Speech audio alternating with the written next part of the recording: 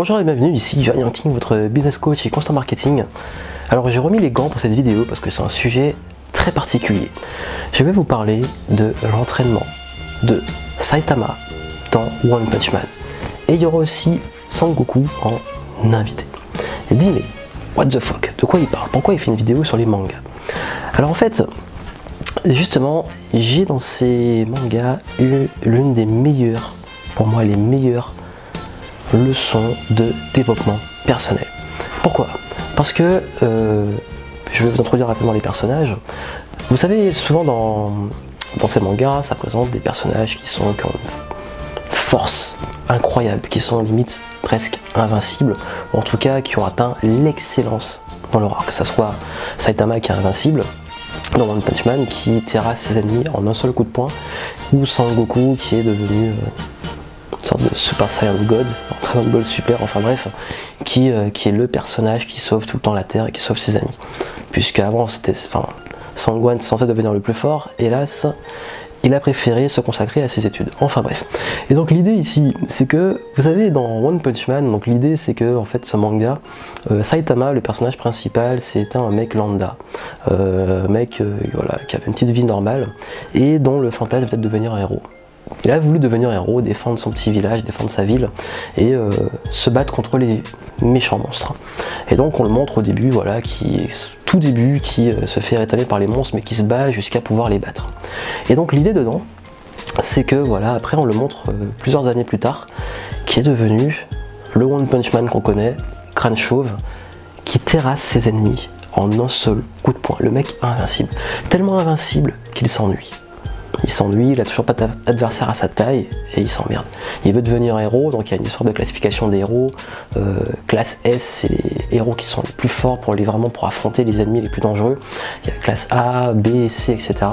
Et lui, il veut, même s'il veut atteindre l'élite, en fait, le mec, je crois qu'il est au rang B, C ou B, enfin je sais plus, enfin il monte au fur et à mesure, et alors qu'il est 100 fois plus fort que tous les autres. Et l'idée, en fait, et pourquoi je vous parle de ça, c'est qu'à un moment il y a un ennemi qui lui demande c'est quoi son secret. Comment il fait pour être aussi fort? Comment il fait pour être invincible comme ça, pour terrasser des ennemis en un seul coup de poing? Et nous-mêmes, quand on lit le manga ou qu'on regarde l'animé, on se dit mais d'où vient cette force? Et le gars il nous dit, il y a un épisode où il sort son secret.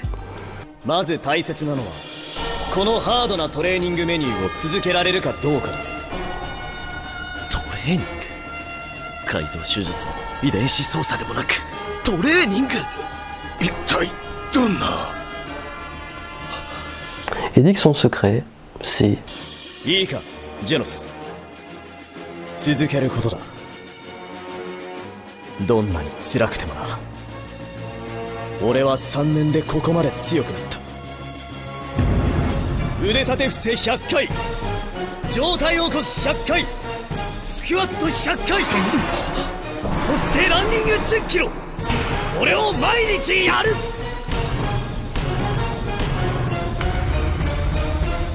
...10 km par jour, sans pompe, sans squat, sans abdos, et ça tous les jours.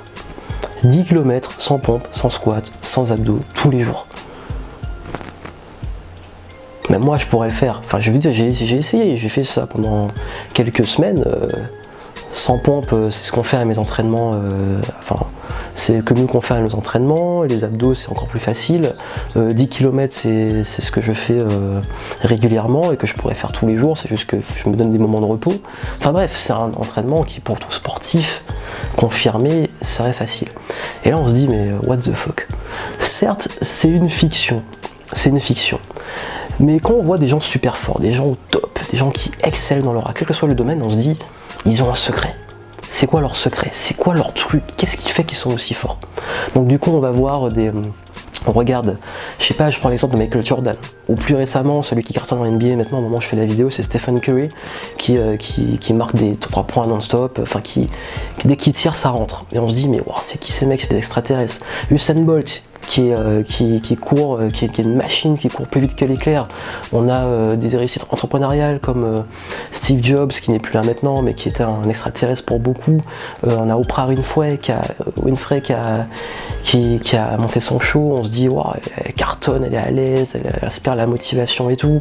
On a Elon Musk de PayPal qui est le mec qui a une vision de malade du futur. Bref, Bill Gates avec Microsoft. On voit tous ces gens et on se dit, mais en fait ils sont tellement loin qu'ils ont un secret que c'est impossible.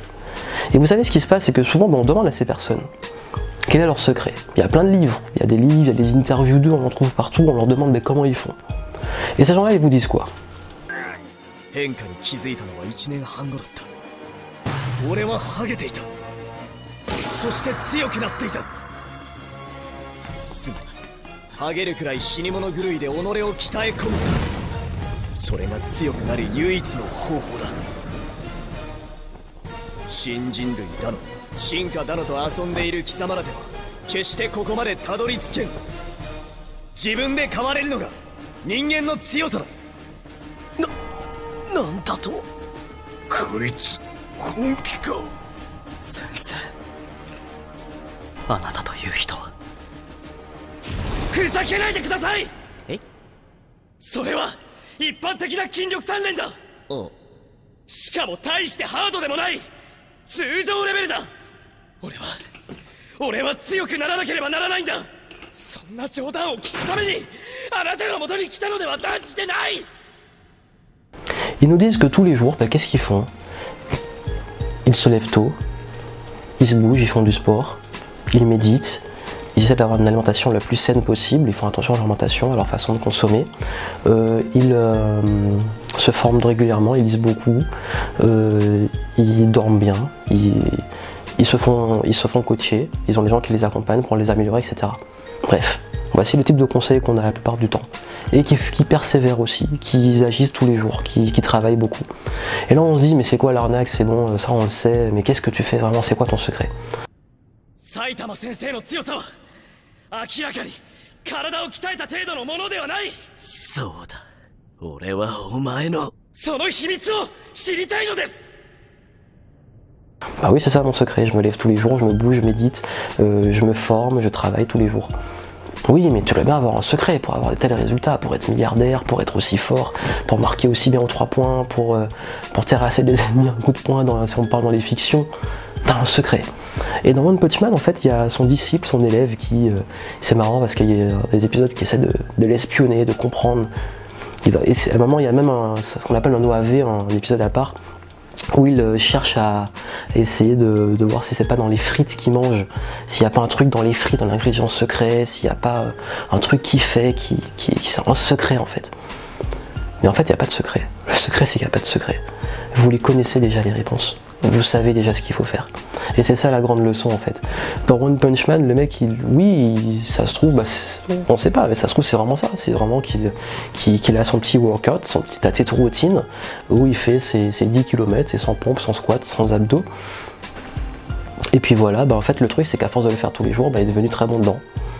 Et que si n'importe quelle personne se met à juste faire ça, 10 km, sans pompe, sans squat, sans abdos tous les jours, vous allez avoir une super condition physique, ou en tout cas une meilleure condition physique que la majorité des gens autour de vous. Après moi, je dirais que c'est un peu l'entraînement que je fais, et forcément dans certains sports, il y a des gens qui se disent mais t'es toujours en forme, t'es toujours, moi je suis essoufflé, toi tu vas bien et tout, mais comment tu fais, c'est quoi ton secret, qu'est-ce que tu manges et tout? Je mange sainement, je mange pas d'aliments secrets, etc. Je me fais des petits jus de fruits, j'essaie d'équilibrer mon alimentation, parfois je me fais plaisir, parfois je fais attention, j'ai une hygiène de vie, voilà, il n'y a pas de secret. Je vous avais fait une vidéo aussi où j'expliquais ma petite routine du matin, c'est ce qui fait aussi une grosse différence, aussi le fait de persévérer. Bref, c'est tout le temps, c'est ça qui fait la différence. Par contre, il y a un petit détail, il y a un truc qui revient sur tout ça, dans tout ce que je vais vous partager. Et c'est justement ça, c'est le fait de faire tout le temps. Saitama il dit que quand vous regardez les personnes qui réussissent, elles vous disent que c'est une routine qu'elles ont, c'est des habitudes. Vous prenez n'importe quel succès, ce sont des habitudes. Michael Jordan, il s'entraînait tout le temps.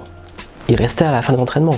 Zinedine Zidane, quand on raconte son histoire, on dit à quel point le mec à la fin, même quand tout le monde quittait l'entraînement, lui il était encore là.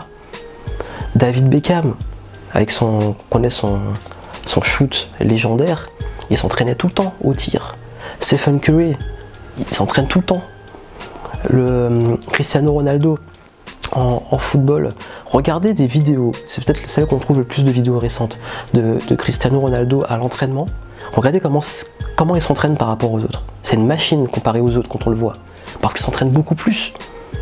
Et il faut arrêter de croire que c'est des histoires de génétique, parce qu'on est né avec un truc, avec un secret, qu'on a un code génétique qui fait qu'on est meilleur que les autres. Il faut arrêter le bullshit. J'avais fait une vidéo où j'expliquais que c'est...